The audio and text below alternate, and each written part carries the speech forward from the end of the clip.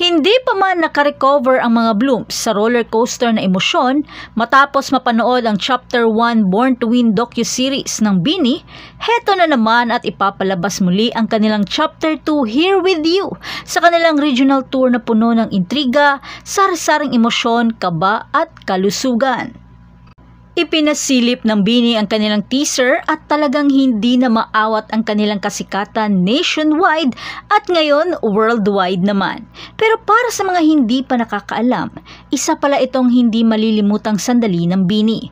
Dahil bukod sa mga issue na kanilang kinakaharap sa Gensan, kaba at pag-aalala rin ang kanilang hinarap dahil sa kanilang kalusugan.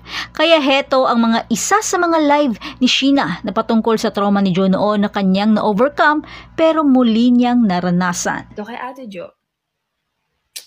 Kasi si Ate Jo, hindi naman since paglaki niya meron na siyang ganitong like takot sa siren. Pero basta nagkaira siya na. So nagkaira si Ate Jo, natakot, sobra yung takot niya sa tunog ng siren yung ng ambulance. Alam niyo naman yun, di ba? Tunog ng ambulance.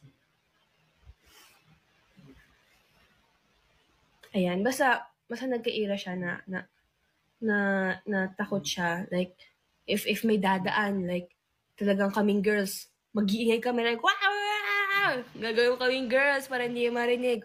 Or yung one time na kami magkatabi sa van, tapos naka-airpods.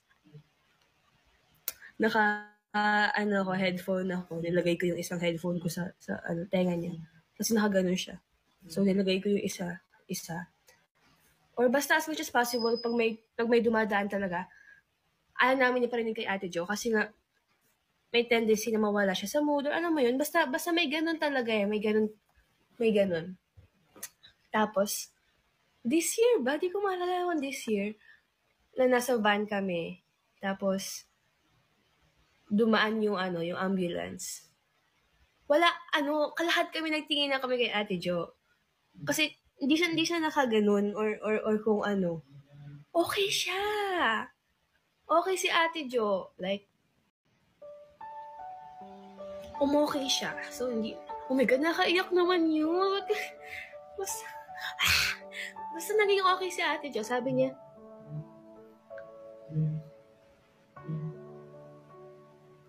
ano ba naman? Hindi kasi promise. Grabe.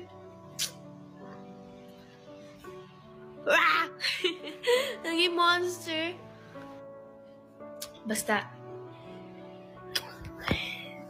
pag iiyak ako, magkakasipon ako. Basta, ayun nga, na-overcome ni Ate Jo yun. Tapos sabi niya na okay na siya. Sabi niya, hindi na raw siya, alam mo yun, nagpapanik kapag naririnig niya yung siren. Ba't ako naiiyak? Nakakaiyak ba to? Hindi, kasi grabe kasi yung